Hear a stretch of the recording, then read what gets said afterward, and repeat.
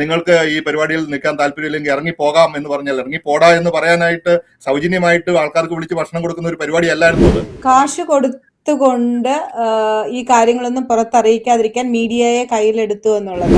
കാശ് കൊടുത്ത് കടിക്കുന്ന പട്ടിയെ വാങ്ങിച്ച അനുഭവം മുൻകൂട്ടി രജിസ്റ്റർ ചെയ്ത് മലയാളത്തെ മുഴത്തി പിടിക്കാൻ വന്ന അഭിമാനികളായ മലയാളി ഡെലിഗേറ്റുകൾക്ക് മനസ്സിലായ കഥ. ഇത് ചെയ്യുന്നതിന് മാത്രം ഒരു കമ്മ്യൂണിറ്റിക്ക് ഇതുകൊണ്ടുള്ള ബെനിഫിറ്റ് ഉണ്ടോ എന്നാണ് ഞാൻ ആ കുറിപ്പിൽ എഴുതിയത്. ഇപ്പം അമേരിക്കക്കാർ പിശുക്കരാണ് എന്ന വിധത്തിലുള്ള നെഗറ്റീവ് കമന്റുകൾ കേൾക്കാനാണോ കാശ് കൊടുത്ത് മലയാളി ഇവിടെ വന്നിരിക്കുന്നത്? ഗിന്നസ് ബുക്ക് ഓഫ് വേൾഡ് റെക്കോർഡിൽ ഏതെങ്കിലും ഒരു ഈവന്റ് ചെയ്ത് കയറി പറ്റുക എന്ന് പറയുന്നത് നമ്മളിവിടെ അമേരിക്കയിലുള്ള മലയാളികൾക്കൊക്കെ അത്രയും സിഗ്നിഫിക്കന്റ് ആണോ എന്നുള്ള ഒരു ചോദ്യം ഞാൻ സമൂഹത്തിലേക്ക് ഒരു ചർച്ചയ്ക്ക് വേണ്ടി ഇടുകയാണ് ചെയ്തത്. ആൾക്കാരിരിക്കുന്ന ഫൈനൽ ബാങ്ക്വറ്റിൽ ആകെ 2 സ്റ്റേഷനിലാണ് ഫുഡ് വെച്ചിരുന്നത്.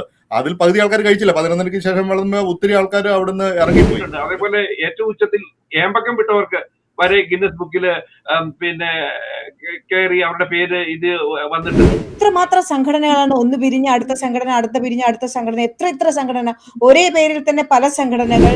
അല്ലാതെ മോഹിനിയാട്ടം കലാകാരല്ല, അവര് അത് പഠിച്ച് ആക്ച്വലി ചെയ്ത കുട്ടികളുടെ ഒരു പെർഫോമൻസ് ആയിരുന്നു. ഇതൊരു കൾച്ചറൽ ഇന്റഗ്രേഷൻ നടക്കുന്ന സമയത്ത് ഈ കൾച്ചറിന്റെ ഭാഗമായിട്ട് ഇങ്ങനെയെങ്കിലും നമ്മുടെ കുട്ടികൾ നമ്മുടെ റൂട്ട്സ് കുറച്ചൊക്കെ അവരുടെ ഉള്ളിലേക്ക് എത്തണമെങ്കിൽ ഇങ്ങനെയുള്ള സംഘടനകൾ ആവശ്യമുണ്ട്. നവ്യനാരുടെ ഒരു പക്ഷേ അതിനു മുമ്പോ രാവിലെയോ ഉച്ചയ്ക്കോ ഒക്കെയുള്ള വേറെ ഒരു ഷോ ആയി ചെയ്യേണ്ട ഒരു സംഭവമായിരുന്നു. അല്ലാതെ ബാങ്ക് ഡിന്നറിൽ അല്ല ഭരതനാട്യമോ അങ്ങനെയുള്ള ക്ലാസിക്കൽ കലാരൂപങ്ങൾ അവതരിപ്പിക്കാൻ തെരഞ്ഞെടുത്ത അവരുടെ തീരുമാനത്തിൽ വന്ന ഒരു അപാകത എന്നാണ് ഞാൻ മനസ്സിലാക്കുന്നത്. ഇത്രയുള്ള കാര്യം വേണമെങ്കിൽ തന്റെ പപ്പയും മമ്മിയും ഇങ്ങോട്ട് വരും.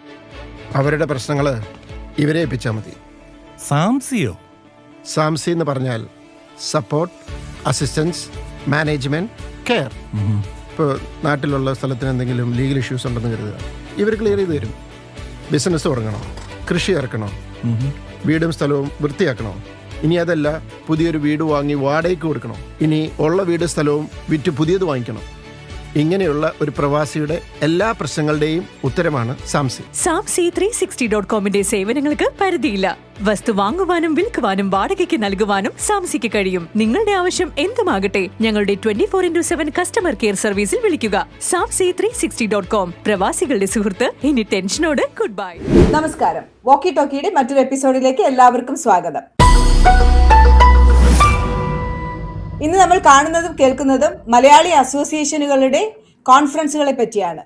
FOMAA, FOKANA, world Malayali council, world Malayali federation, world Malayali council 1, 2, 3, 4 എന്നിങ്ങനെ കൗൺസിലുകൾ, കോൺഫറൻസുകളുടെയൊക്കെ ഒരു മഹാമേള തന്നെയാണ് അമേരിക്കയിൽ നടക്കുന്നത്.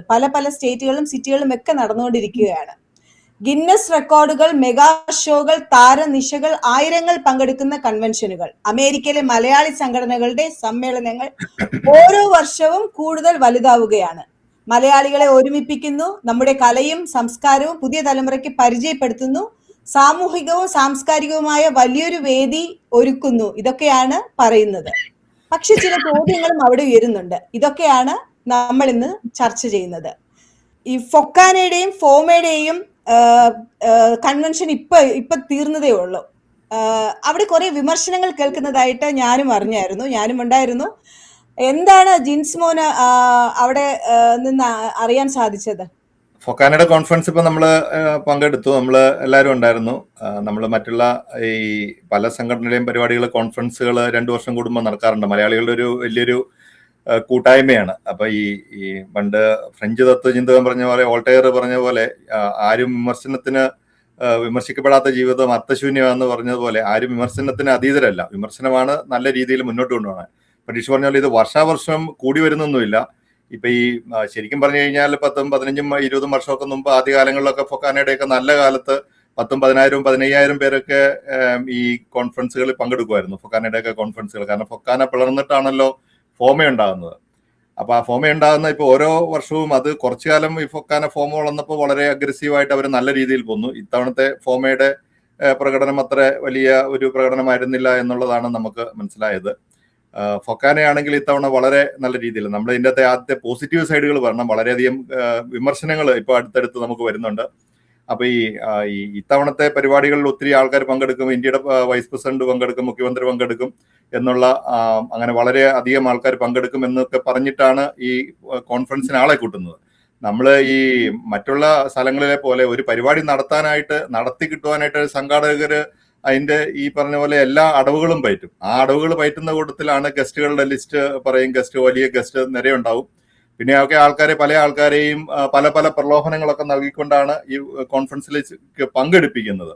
അതുകൊണ്ട് ഈ നമ്മൾ ഈ കൊടുക്കുന്ന ഓഫറുകൾ അല്ലെങ്കിൽ നമ്മൾ അവരോട് ചെയ്യാമെന്ന് പറയുന്ന കാര്യങ്ങൾ നമുക്ക് നടപ്പിലാക്കാൻ പറ്റാതെ വന്നു കഴിഞ്ഞാൽ അത് വലിയ വിമർശനങ്ങൾക്ക് വഴിവെക്കും. കാരണം ഈ ഫൊക്കാനയുടെ ഇത്തവണ നടന്ന പെൻസിൽവാനിയയിലെ കൽഹാരി റിസോർട്ടിൽ നടന്ന കോൺഫറൻസ് പല കാരണങ്ങൾ കൊണ്ടും ഒരു ആകർഷകമായ ഒരു നടപടിയിലൂടെ പോയ ഒരു കോൺഫറൻസ് ആണ്. അത്യാവശ്യം നല്ല പങ്കാളിത്തം ഉണ്ടായിരുന്നു. അവരവിടെ ഹോട്ടലിൽ തന്നെ 300 റൂം ആദ്യം ബുക്ക് ചെയ്തു. പിന്നെ 50 റൂമും കൂടെ ചെയ്തു. 1000-ഓളം റൂമുകളുള്ള ഒരു വലിയ റിസോർട്ടാണ്. മലയാളികളൊക്കെ പോയി താമസിക്കുന്ന ഒരു വലിയ റിസോർട്ടാണ്. അവിടെ 1500 തൊട്ട് 4500, 5000 രൂപ വരെയുള്ള റൂമുകൾ ഉണ്ടായിരുന്നു. സ്പോൺസേഴ്സിന്റെ 25,000 ഉണ്ടായിരുന്നു, 50,000 ഉണ്ടായിരുന്നു. അപ്പൊ നല്ല രീതിയിൽ പൈസ കളക്ട് ചെയ്ത ഒരു കോൺഫറൻസ് തന്നെയാണ്. പക്ഷെ ഇത്രയും വലിയൊരു പ്രോഗ്രാം അറേഞ്ച് ചെയ്യുന്നതിൻ്റെ അകത്ത് ഏറ്റവും അട്രാക്റ്റീവ് ആയിട്ടുള്ള ഒരു കാര്യം എന്ന് പറയുന്നത് അവിടെ നടന്ന മോഹിനിയാട്ടവും പിന്നെ ചെണ്ടമേളവും. മട്ടന്നൂർ ശങ്കരൻകുട്ടിയുടെ നേതൃത്വത്തിൽ നടന്ന 500 പേരെ പങ്കെടുപ്പിച്ചുകൊണ്ട് ഗിന്നസ് ബുക്കിലേക്ക് കയറിയ ഒരു മേളം. അതിപ്പം അമേരിക്കയിലെ കലാകാരന്മാർ തന്നെയാണ് ഇതിൽ പങ്കെടുക്കുന്നത്. അവരെ അവിടെ കൊണ്ടുവരാനായിട്ട് സംഘാടകര് വളരെയധികം പരിശ്രമം നടത്തി എന്നുള്ളതും വളരെ ശ്ലാഘനീയമായിട്ടുള്ള ഒരു കാര്യമാണ്. അതുപോലെ തന്നെ മോഹിനിയാട്ടം എന്ന് പറയുന്നത് 1100, 1200 പേരുടെ എന്ന് പറഞ്ഞു 1500-ൽ കൂടുതൽ ആൾക്കാരുണ്ടായിരുന്നു. വളരെ ആകർഷകമായ ഒരു പരിപാടിയായിരുന്നു. കാരണം അതിന്റെ അകത്ത് ഈ പങ്കെടുത്ത ആൾക്കാർ, ഇപ്പൊ ഞാൻ പറയാണ്, ഇപ്പൊ അവർക്ക് രജിസ്ട്രേഷനായിട്ട് $50 $100 ഒക്കെ ഉണ്ടായിരുന്നു. പക്ഷെ ഈ ഒരു പങ്കെടുക്കുന്ന ഒരാൾ അവരുടെ പേരൻസ് ഡാൻസ് കളിക്കുന്ന ഒരു കുട്ടിയാണെങ്കിൽ അവരുടെ 2 പേരൻസ് ഇപ്പൊ കാലിഫോർണിയയിൽ നിന്ന് ട്രാവൽ ചെയ്ത് പെൻസിൽവാനിയയിൽ വരികയാണെങ്കിൽ അവർ മുടക്കുന്ന പൈസ 5000 6000 ആയിരിക്കും. അപ്പൊ പ്രത്യേകിച്ച് ചെറിയ കുട്ടികളൊക്കെ ഈ പറഞ്ഞ ഉടുപ്പൊക്കെ ഇട്ടുകൊണ്ട് 3-4 മണിക്കൂർ അല്ലെങ്കിൽ 6 മണിക്കൂറൊക്കെ ഇരിക്കുന്നു. അവർക്ക് സമയത്ത് ഭക്ഷണം കിട്ടുന്നില്ല.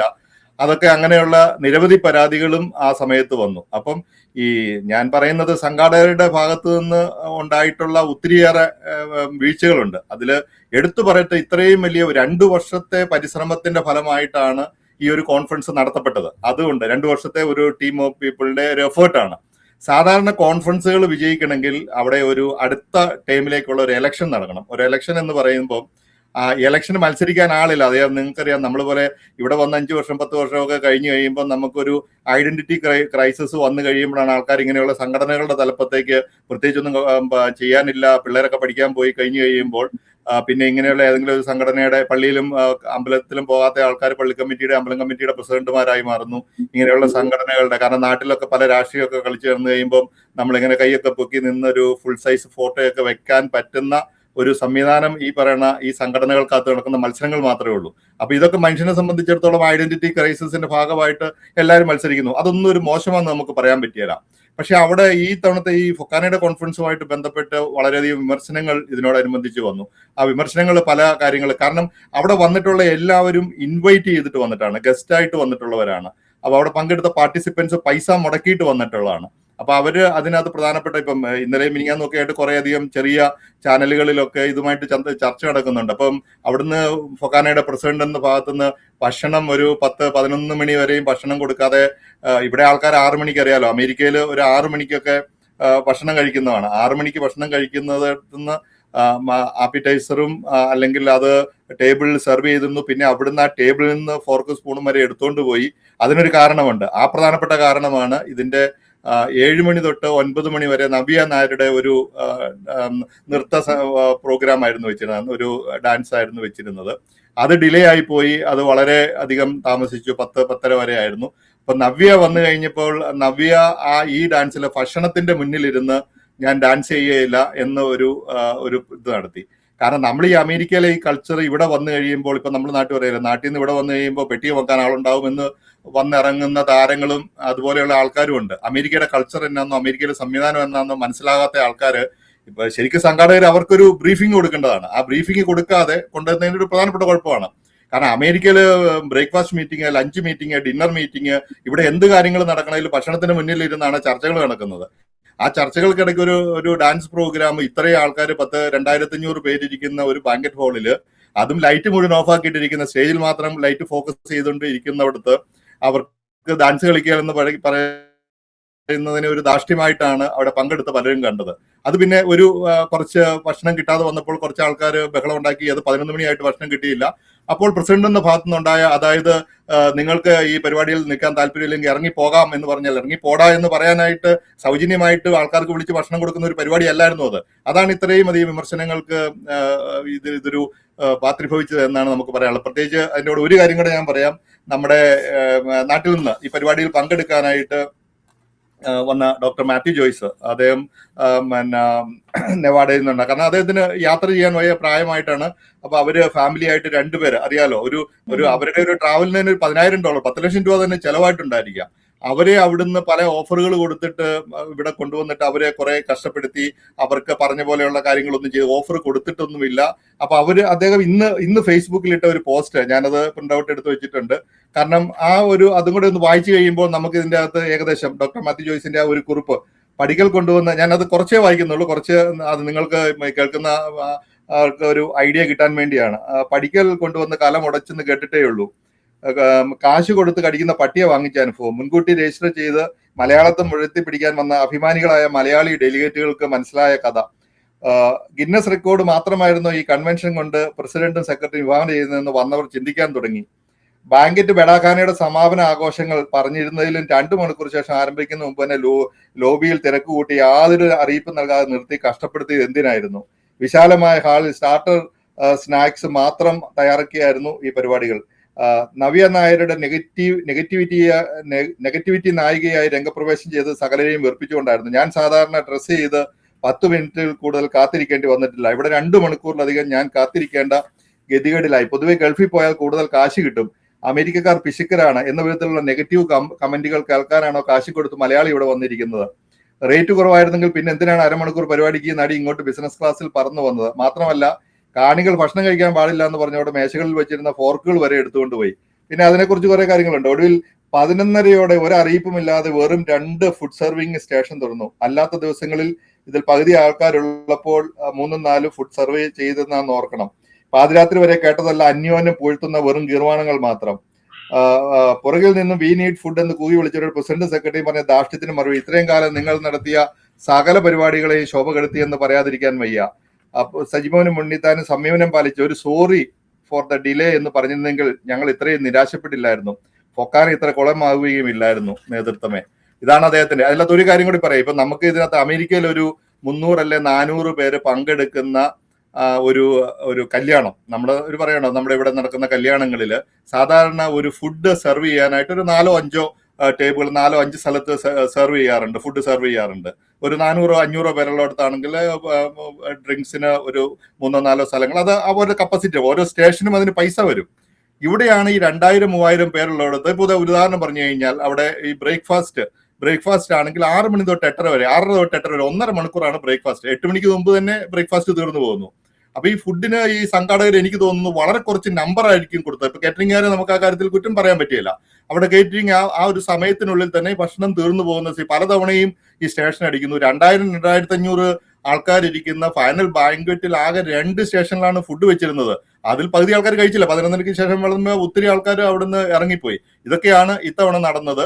പക്ഷെ ഞാൻ ഒരു കാര്യം കൂടെ പറയാം. ഇപ്പൊ ഇതിനു മുമ്പിൽ നടന്ന കോൺഫറൻസ്, വാഷിംഗ്ടൺ DC നടന്ന കോൺഫറൻസിൽ നമ്മൾ പങ്കെടുത്തിരുന്നു. ആ പങ്കെടുത്തുന്നത് ശരിക്കും പറഞ്ഞു കഴിഞ്ഞാൽ സമയാസമയങ്ങളിൽ ആവശ്യത്തിന് ഭക്ഷണം കറക്റ്റായിട്ട് കൊടുത്ത, കാരണം പൊക്കാനയുടെ പല കോൺഫറൻസുകളും നമ്മൾ പങ്കെടുത്തിട്ടുണ്ടെങ്കിലും ഇത്ര നല്ല രീതിയിൽ ഒരു ഭക്ഷണം സെർവ് ചെയ്തൊരു കോൺഫറൻസ് ഉണ്ടായിട്ടുണ്ടോ എന്നുള്ള കാര്യത്തിൽ സംശയമില്ല. കാരണം ചില കോൺഫറൻസിലൊക്കെ നമുക്ക് അവിടെ ചെന്ന് കഴിയുമ്പോൾ ഒരു കൂപ്പൺ തന്നിട്ട് നിങ്ങളൊരു 3-4 മൈലുള്ള ഏതെങ്കിലും മലയാളി ഇന്ത്യൻ റെസ്റ്റോറന്റിൽ പോയി ഭക്ഷണം കഴിച്ചുകൊണ്ട് വരാൻ പറയുന്ന രീതിയിലുള്ള കോൺഫറൻസുകൾ ഇവിടെ നടന്നിട്ടുണ്ട്. അപ്പൊ ഇതാണ് സംഭവിച്ചത്.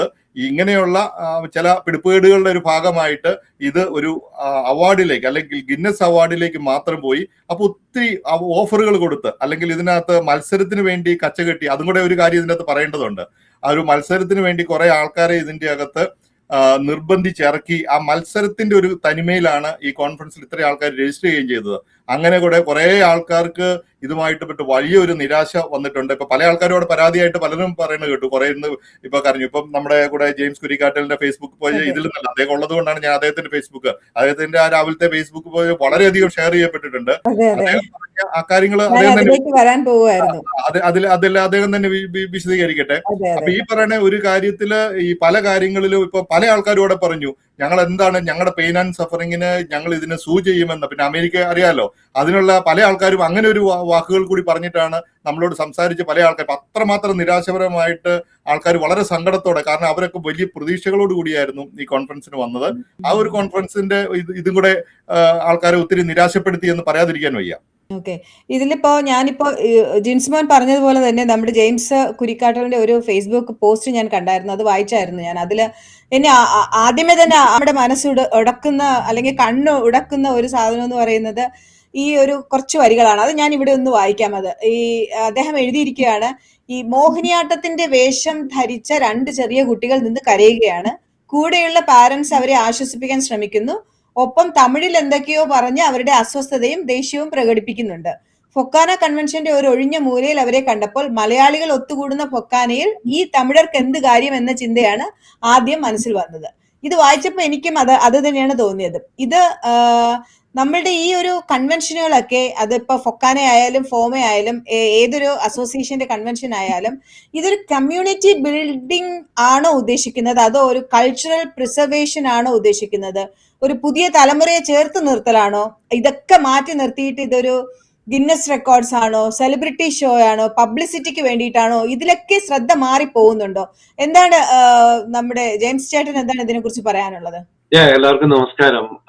ഞാൻ ആ കുറിപ്പിൽ എഴുതിയ കാര്യങ്ങള് ഏതാണ്ട് മിക്കവാറും കാര്യങ്ങൾ തന്നെ ജിൻസ് ഇവിടെ പറഞ്ഞു കഴിഞ്ഞു. പിന്നെ അതോടൊപ്പം പട്രീഷ ഇപ്പൊ ചോദിച്ച ഇതൊക്കെയാണോ എന്നും പറഞ്ഞുകൊണ്ട് കുറേയേറെ കാര്യങ്ങൾ പറഞ്ഞല്ലോ. അതൊക്കെ തന്നെയാണ് ഈ കൺവെൻഷനുണ്ട്. എന്റെ ഈ വർഷത്തെ ഫൊക്കാന കൺവെൻഷൻ ഞാൻ പങ്കെടുക്കുന്ന 7ാമത്തെ കൺവെൻഷൻ ആയിരുന്നു. ഞാൻ ഫോമയില് ഒരു 2 കൺവെൻഷനെ ആദ്യകാലങ്ങളിൽ പങ്കെടുത്തിരുന്നുള്ളൂ. പിന്നീട് കഴിഞ്ഞ വർഷങ്ങളായിട്ട് ഇപ്പം ഫൊക്കാനയിലാണ്. ഇതെന്റെ 7ാമത്തെ കൺവെൻഷൻ ആയിരുന്നു. പൊതുവെ ഈ കൺവെൻഷന് വരുന്നതിന്റെ ഉദ്ദേശം ഫാമിലിയോടൊപ്പം ഒരു ട്രിപ്പ്, നമ്മുടെ അമേരിക്കയിലെ വിവിധ സംസ്ഥാനങ്ങളിലുള്ള നമ്മുടെ സുഹൃത്തുക്കളെ എല്ലാവരെയും ഒന്നിച്ച് കാണാൻ ഒരു അവസരം, അതോടൊപ്പം പുതിയ സൗഹൃദ ബന്ധങ്ങള്, പിന്നെ പുതിയ ഫൊക്കാനയിൽ ഒരു സാഹിത്യ സമ്മേളനമൊക്കെ ഉണ്ടാവാറുണ്ട്. അപ്പൊ അതിലേക്ക് നാട്ടിലെ എഴുത്തുകാരൊക്കെ വരാറുണ്ട്. അവരുമായിട്ടൊക്കെ ഇന്ററാക്ട് ചെയ്യാൻ ഒരു അവസരം. ഇങ്ങനെയൊക്കെയുള്ള കാരണങ്ങൾ കൊണ്ടാണ് ഈ ഫൊക്കാന കൺവെൻഷന് പോകാൻ നമ്മൾ താല്പര്യപ്പെട്ടിരുന്നത്. ഇത്തവണത്തെ ഫൊക്കാന കൺവെൻഷനെ കുറിച്ച് പറയുകയാണെങ്കിൽ ഞാനത് ഒരു മോശം അനുഭവം എന്നോ ഒരു നല്ല അനുഭവം എന്നോ പറയുന്നതിലുപരിയായിട്ട് ഒരു വ്യത്യസ്ത അനുഭവമായിരുന്നു ഇത്തവണ. പൊതുവെ കൺവെൻഷന് എന്തായിരിക്കും, നല്ല ഭക്ഷണമൊക്കെ ആയിരിക്കും, കുറച്ച് പരിപാടികൾ, നാട്ടിൽ നിന്ന് കുറെ സ്റ്റാറുകളൊക്കെ വരാറുണ്ട്, കുറച്ച് സാഹിത്യകാരന്മാരും ഒക്കെ വരാറുണ്ട്. അതോടൊപ്പം നമുക്ക് സുഹൃത്തുക്കളുമായി ഇന്ററാക്ട് ചെയ്യാനായിട്ടുള്ള ഒരു അവസരം എന്നുള്ള രീതിയിലായിരുന്നു. പക്ഷെ ഇത്തവണ ഒരു വ്യത്യസ്തമായ അനുഭവം എന്ന് പറയാൻ കാരണം, ഇത്തവണ ഒരുപക്ഷെ ഇതിന്റെ സംഘാടകരുടെ പ്രയോറിറ്റി മറ്റു ചിലതായിരുന്നു എന്നുള്ളത് കൊണ്ട് കൂടിയായിരിക്കാം. ഒരുപക്ഷെ കൂടുതൽ ഫോക്കസ് നേരത്തെ ജിൻസ് പറഞ്ഞ ഗിന്നസ് ബുക്ക് ഓഫ് വേൾഡ് റെക്കോർഡിൽ കയറി പറ്റാൻ വേണ്ടിയുള്ള ചെണ്ടയ്ക്കും അതുപോലെ മോഹിനിയാട്ടത്തിനും. മോശം കാര്യമല്ല. പൊതുവെ ഗിന്നസ് ബുക്ക് ഓഫ് വേൾഡ് റെക്കോർഡിനോട് അതിൽ കയറി പറ്റാൻ എന്തെങ്കിലുമൊക്കെ വ്യത്യസ്തമായ കാര്യങ്ങൾ ചെയ്യുക എന്ന് പറയുന്നത് നമ്മൾ ഇന്ത്യക്കാർക്ക്, അതിൽ തന്നെ നമ്മുടെ മലയാളികൾക്ക് ഒരു പ്രത്യേക ക്രേസ് ഉള്ള ഒരു സംഭവമാണ്. അതൊരു മോശം കാര്യവുമല്ല. അതിനെ നമുക്ക് കുറച്ച് കാണിക്കാനും പറ്റില്ല. കാരണം അതിന്റെ പിന്നിൽ ഒത്തിരിയേറെ അധ്വാനമുണ്ട്, ഒത്തിരിയേറെ എഫർട്ട് ഉണ്ട്. കാരണം ഒരു ശരിക്കും അതൊരു ഓർഗനൈസേഷണൽ അച്ചീവ്മെന്റ് ആണ്. ഒത്തിരിയേറെ ആളുകളെ വളരെ ആയിട്ട് കുറേയേറെ ആളുകളെ ഒരു പ്രത്യേക കാര്യത്തിനായിട്ട് തെരഞ്ഞ് പിടിച്ച് അതിന്റെ എക്സ്പെർട്ടുകളെ എത്തിക്കുക എന്ന് പറഞ്ഞാൽ, ഇപ്പം ചെണ്ടമേളത്തിന് തന്നെ 500 പേരെ അമേരിക്കയുടെ വിവിധ സംസ്ഥാനങ്ങളിൽ നിന്ന് എത്തിക്കുക എന്ന് പറഞ്ഞാൽ ആ ചെണ്ട ആർട്ടിസ്റ്റുകളെ തന്നെ എത്തിക്കുക എന്ന് പറയുന്നത് ഒരു ചെറിയ കാര്യമൊന്നുമല്ല.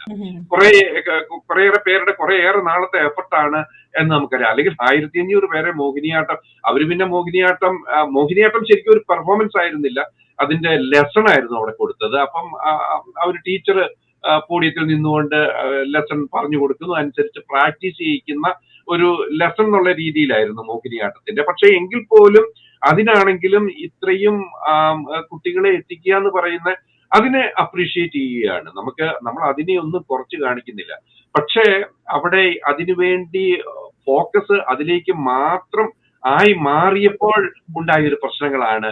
അവിടെ ഇത്രമാത്രം ത്യാഗങ്ങൾ സഹിച്ച് ഇത് ചെയ്യുന്നതിന് മാത്രം ഒരു കമ്മ്യൂണിറ്റിക്ക് ഇതുകൊണ്ടുള്ള ബെനിഫിറ്റ് ഉണ്ടോ എന്നാണ് ഞാൻ ആ കുറിപ്പിൽ എഴുതിയത്. ഇപ്പം ഞാൻ ഓരോ ഫൊക്കാന, ഇത് ആദ്യമായിട്ടല്ല ഒരു ഫൊക്കാന കൺവെൻഷൻ കഴിഞ്ഞു വന്നിട്ട് ഞാൻ എന്റെ അനുഭവക്കുറിപ്പ് എഴുതുന്നത്. അതിൽ ന്യൂസ് ഒന്നും ആയിരുന്നില്ല, ഈ മലയാളിയിൽ വന്ന് പ്രസിദ്ധീകരിച്ചിരുന്നു. അപ്പം ഈ മലയാളിയിൽ വന്ന എന്റെ ആ കുറിപ്പിന്റെ അടിയിൽ ഇപ്പം നിരവധി കമന്റുകൾ അതിന്റെ താഴെ വരികയും ചെയ്തു. നമ്മൾ അവിടെ ഞാനവിടെ പറഞ്ഞ ആ ആശയങ്ങളോട് യോജിച്ചുകൊണ്ടാണ് 99% പേരുടെ കമന്റുകൾ വന്നിരിക്കുന്നത്. അപ്പം അതിന്റെ ഞാൻ ഈ കുറിപ്പ് ഓരോ പ്രാവശ്യവും ഓരോ ഫൊക്കാനിക്കും പോകുമ്പോൾ ഉണ്ടാകുന്ന അനുഭവങ്ങളെ കുറിച്ച്, അവിടെ കണ്ടുമുട്ടിയ സാഹിത്യകാരന്മാർ, അവരുമായിട്ട് നടത്തിയ ചർച്ചകൾ, അവിടുത്തെ ഈവന്റുകൾ, അവിടെ കണ്ടുമുട്ടിയ പുതിയ സുഹൃത്തുക്കളെ കുറിച്ചൊക്കെ ഒരു കുറിപ്പ് എഴുതുന്ന ഒരു ശീലമുണ്ട്. എല്ലാ തവണയും ചെയ്യാറുണ്ട്. അതുപോലെ തന്നെയാണ് ഞാൻ ഇത്തവണയും എഴുതുന്നത്. പക്ഷേ ഇത്തവണ അതൊരു വ്യത്യസ്തമായ അനുഭവമായിരുന്നു. അവിടെയാണ് ഞാൻ പറഞ്ഞ രണ്ട് കൊച്ചു കുട്ടികൾ ഭരതനാട്യത്തിന്റെ വസ്ത്രവും ധരിച്ച്, അവര് 4 മണിക്ക് തുടങ്ങുമെന്ന് പറഞ്ഞുകൊണ്ട് ഒരു 12 മണി ആയതിനും ആ കോസ്റ്റ്യൂം എല്ലാം ധരിച്ച് ചിലങ്കയെല്ലാം കെട്ടി. പക്ഷെ 4 മണിയാകുന്നതിനോ തുടങ്ങാൻ പറ്റില്ല. അന്നേരപ്പോഴും ചെണ്ടമേളം തീർന്നിരുന്നില്ല. ചെണ്ടമേളം നടന്നുകൊണ്ടിരിക്കുകയാണ്, തീർന്നു വരുന്നതേ ഉള്ളൂ. പക്ഷെ പിന്നെയും മോഹിനിയാട്ടം തുടങ്ങാനായിട്ട് സമയമെടുത്തു. അപ്പൊ ആ കുട്ടികൾക്ക് ഈ ഒരു വാഷ്റൂമിലൊക്കെ പോകാനൊക്കെയുള്ള ബുദ്ധിമുട്ടും ഒക്കെ ആയിട്ട് ഉള്ള അവരുടെ ഒരു അസ്വസ്ഥതയും വിഷമവും കണ്ടതിനെ കുറിച്ചാണ് ഞാൻ പറഞ്ഞത്. അപ്പൊ അതാണ് ഇതൊക്കെ ഇത്രമാത്രം ഇമ്പോർട്ടൻസ് ഉണ്ടോ, അല്ലെങ്കിൽ ഈ ഗിന്നസ് ബുക്ക് ഓഫ് വേൾഡ് റെക്കോർഡിൽ ഏതെങ്കിലും ഒരു ഈവന്റ് ചെയ്ത് കയറി പറ്റുക എന്ന് പറയുന്നത് നമ്മളിവിടെ അമേരിക്കയിലുള്ള മലയാളികൾക്കൊക്കെ അത്രയും സിഗ്നിഫിക്കന്റ് ആണോ എന്നുള്ള ഒരു ചോദ്യം ഞാൻ സമൂഹത്തിലേക്ക് ഒരു ചർച്ചയ്ക്ക് വേണ്ടി ഇടുകയാണ് ചെയ്തത്. അല്ലാതെ അവർ ചെയ്ത എഫർട്ടിനെ കുറച്ച് കാണിക്കുക എന്നുള്ളതായിരുന്നില്ല എന്റെ ഉദ്ദേശം. മറിച്ച് കാരണം ഇതൊരു കോമ്പറ്റീഷനായി വന്നു കഴിഞ്ഞാൽ അടുത്ത തവണ ഫോമയും ഒരു പക്ഷേ ഇത്തവണ 1500 കുട്ടികളുടെ മോഹിനിയാട്ടമാണ് ഫൊക്കാന നടത്തിയാൽ, 1600 കുട്ടികളെ കൊണ്ട് മോഹിനിയാട്ടം നടത്തിയാൽ, ഫോമ അടുത്ത തവണ നടത്തിയാൽ അവർക്കും ഇതിനകത്ത് കയറി പറ്റാം. അപ്പം ഇതൊരു കോമ്പറ്റീഷൻ ഐറ്റമായി മാറരുത് എന്നുള്ളൊരു ഉദ്ദേശത്തോടു കൂടിയാണ്. അപ്പൊ ഞാൻ അതുകൊണ്ട് ആ ലേഖനത്തിൽ കുറേയേറെ ഈ Guinness book of world record 2 വർഷം മുമ്പാണ് കൊച്ചിയില് ഭരതനാട്യം, ദിവ്യ ഉണ്ണിയുടെ നേതൃത്വത്തിൽ ഒരു ഭരതനാട്യം ഒരു പ്രൈവറ്റ് കമ്പനി ചെയ്തല്ലേ. 5200 രൂപ കൊടുത്ത് കുട്ടികൾക്ക് അങ്ങോട്ട് കൊടുത്തു വേണമായിരുന്നു രജിസ്റ്റർ ചെയ്യാനായിട്ട്. അന്ന് വെള്ളം കിട്ടാതെ ഒരു വെയിലത്ത് കുട്ടികൾ അനുഭവിച്ച് ഇത് വന്നാണ് പിന്നെ MLA ഉമാ തോമസ് മറ്റേ VIP ഗാലറിയിൽ നിന്ന് താഴെ വീണ് അവർക്ക് പരിക്ക് പറ്റിയതും ഭാഗ്യം കൊണ്ടാണ് അവരിന്ന് ജീവിച്ചിരിക്കുന്നതും ഒക്കെ. പക്ഷെ എന്ത് തന്നെയാണെങ്കിലും ഈ ഗിന്നസ് ബുക്ക് ഓഫ് വേൾഡ് റെക്കോർഡിൽ അങ്ങനെ ഒരു ഈവന്റിൽ കയറി പറ്റുക എന്ന് പറയുമ്പം അത് നമ്മുടെ ആരുടെയും എന്തെങ്കിലും ഒരു കഴിവിനോ മികവിനോ ഉള്ള ഒരു സർട്ടിഫിക്കറ്റ് ഒന്നുമല്ല. മറിച്ച് അവിടുന്ന് കിട്ടുന്ന നമ്മൾ $25 ഇപ്പൊ ഇതിന്റെ തന്നെയാണെങ്കിൽ ഈ പൊക്കാനയിൽ വന്ന് ഭരതനാട്യത്തിൽ പങ്കെടുത്ത കുട്ടികൾക്ക് ഒരു സർട്ടിഫിക്കറ്റ് കിട്ടണ $25 കൊടുത്ത് അതിന് അപ്ലൈ ചെയ്ത് കഴിഞ്ഞാൽ ഇങ്ങനെയൊരു ഈവന്റിൽ നിങ്ങൾ പങ്കെടുത്തു എന്നുള്ള ഒരു പങ്കാളിത്ത സർട്ടിഫിക്കറ്റ് മാത്രമാണ് കിട്ടുന്നത്. അപ്പം അതിനെന്ത് വാല്യൂ എന്നുള്ള ഒരു ചോദ്യമായിരുന്നു. അപ്പം അല്ലെങ്കിൽ അതുപോലെ തന്നെ നമ്മുടെ കേരളത്തിൽ കൈകുട്ടിക്കളിയുടെ നടന്നിട്ടുണ്ട്.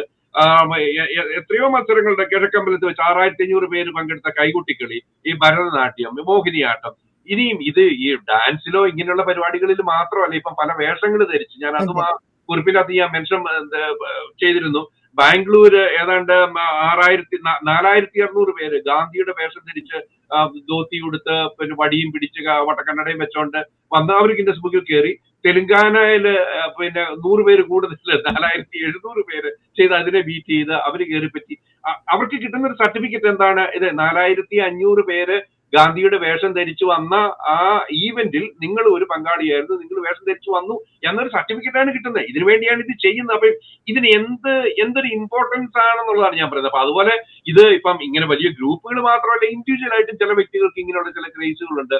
ഇപ്പൊ ഏറ്റവും കൂടുതൽ നഖം നീട്ടി വളർത്തിയതിന്റെ ഗിന്നസ് ബുക്ക് ഓഫ് വേൾഡ് റെക്കോർഡിൽ ഒരു ഇന്ത്യക്കാരനാണ്, എനിക്കൊന്ന് ഉത്തർപ്രദേശുകാരനാണ്. അയാള് ഏറെ വർഷങ്ങളോളം ഇടത്തെ കൈയുടെ നഖം വെട്ടാതെ അയാളുടെ ഇടത്തെ കൈയിലെ 5 വിരലിന്റെയും നഖം ഏതാണ്ട് 6 ഫീറ്റ് ചിന്തിക്കാൻ കഴിയുമോ അങ്ങനെ പിന്നെ നീട്ടി വളർത്തി പിന്നെ ഗിന്നസ് ബുക്കിൽ കയറിയിട്ടുണ്ട്. അതേപോലെ ഏറ്റവും ഉച്ചത്തിൽ ഏമ്പക്കം വിട്ടവർക്ക് വരെ ഗിന്നസ് ബുക്കില് പിന്നെ കയറി അവരുടെ പേര് ഇത് വന്നിട്ടുണ്ട്. അത് പിന്നെയും ഇൻഡിവിജ്വൽ ആയിട്ടാണെന്നെങ്കിലും കരുതാം, അതിന്റെ അച്ചീവ്മെന്റ് എന്ന് പറയാൻ കഴിയില്ലെങ്കിലും.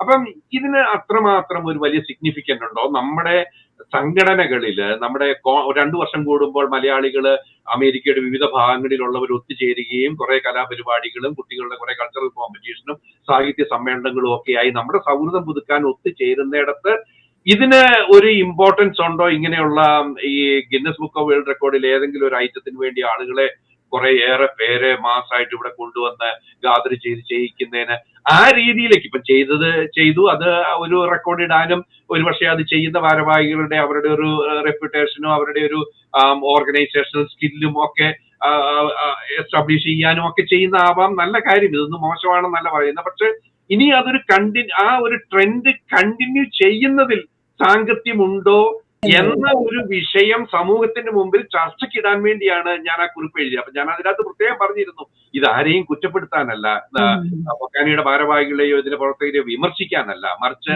സമൂഹം നമ്മൾ മലയാളി കമ്മ്യൂണിറ്റി ഇത് കൂടുതൽ ചർച്ച ചെയ്യണം, വരും നാളുകളിലും ഇതിങ്ങനെ ഒരു ട്രെൻഡായി തുടരണോ വേണ്ടയോ എന്നുള്ളത്, അങ്ങനെ ഒരു ചർച്ച. അതുകൊണ്ടാണല്ലോ നമ്മൾ സോഷ്യൽ മീഡിയയിൽ വിഷയങ്ങൾ നമ്മൾ ചർച്ചയ്ക്ക് ഇടുന്നതിന്റെ ഉദ്ദേശം അത് മാത്രമാണല്ലോ. അപ്പൊ ആ രീതിക്കുള്ള ഒരു ചർച്ചയ്ക്ക് വേണ്ടി ആ വിഷയങ്ങൾ മുന്നോട്ട് വെക്കുക മാത്രമാണ് ചെയ്യുന്നത്. ഇതിലിപ്പോ ജെയിംസ് ഏട്ടൻ പറഞ്ഞ കാര്യത്തിനോട് ഞാൻ എക്കോ ചെയ്തുകൊണ്ട് തന്നെ ഒരു കാര്യം പറയാം. നമ്മുടെ ഈ മലയാളി അസോസിയേഷനുകൾ ഇത്രയധികം കോടികൾ മുടക്കിയിട്ട് ഓരോ കൺവെൻഷനും വർഷങ്ങൾ തോറും നടത്തുന്നുണ്ട്. ഇപ്പൊ 2 വർഷം കൂടുമ്പോൾ നടത്തുന്ന സംഘടനകളുണ്ട്. എത്രമാത്രം സംഘടനകളാണ്, ഒന്ന് പിരിഞ്ഞ അടുത്ത സംഘടന, അടുത്ത പിരിഞ്ഞ അടുത്ത സംഘടന, എത്ര സംഘടന, ഒരേ പേരിൽ തന്നെ പല സംഘടനകൾ. ഇതിൽ തന്നെ പലരും പല സംഘടനകളിൽ അംഗത്വമുള്ള പല മലയാളികൾ. എനിക്കൊരു ചോദ്യം പെട്ടെന്ന് വരുന്നത്, അമേരിക്കയിൽ ഇത്രയും മലയാളി സംഘടനകളും ഇത്രയും കൺവെൻഷനുകളും നമുക്ക് ആവശ്യമുണ്ടോ? നോർത്ത് അമേരിക്കയിൽ അല്ലെങ്കിൽ നമ്മുടെ ഇവിടെ ഇത്രയും കൺവെൻഷനുകളുടെ ആവശ്യം നമുക്കുണ്ടോ ഒരു വർഷത്തിൽ? ഇനി അഥവാ ഉണ്ടെങ്കിൽ തന്നെ അവയുടെ പ്രൈമറി പേർപ്പസ് എന്തായിരിക്കണമെന്നാണ് ജിൻസ്മോന്റെ അഭിപ്രായം എന്താണ്?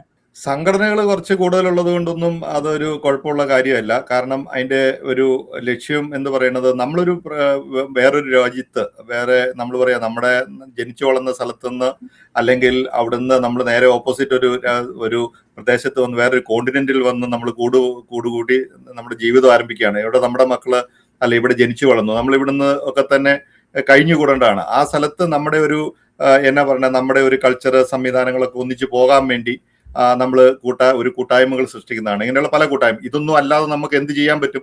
നമുക്ക് എല്ലാ ദിവസവും ഇപ്പൊ നമ്മൾ പറയണം അമേരിക്കൻ കൾച്ചർ അതേപടി അഡാപ്റ്റ് ചെയ്യുക, സോഷ്യലൈസ് ചെയ്യുക എന്ന് പറഞ്ഞാൽ നമ്മൾ പബ്ബുകളിൽ പോയി ഇപ്പൊ ഒരു യൂറോപ്യൻ ഒരു ബ്രിട്ടീഷ് കൾച്ചർ എന്ന് പറയുന്ന പോലെ അവരുടെ നമ്മുടെ നാട്ടിൽ ഓരോ ഗ്രാമത്തിൽ ഒരു കള്ള് ഷാപ്പ് ഉള്ളതുപോലെ ഓരോ ചെറിയ വില്ലേജിലും കൗണ്ടിയിലും ഒക്കെ ഈ പബ്ബുകളുണ്ട്.